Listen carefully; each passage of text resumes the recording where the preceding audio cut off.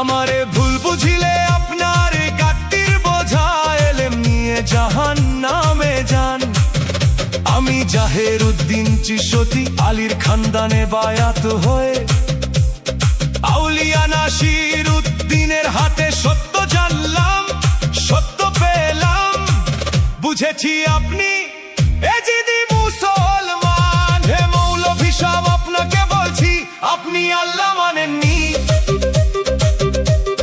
রাসূল মানেননি, আহলে বায়াতকে মানেননি, আপনি মুসলমান হয়েছেননি।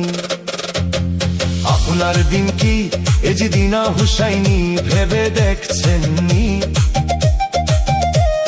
কুরআনের আদেশ মতে আপনি চলেননি, হাদিস মানেননি। বুঝেছি বুঝেছি আপনি উমাইয়া মুসলমান, মাওলা আলীর দুশমন। আপনার আচরণে বুঝা গেছে আপনি মাবিয়া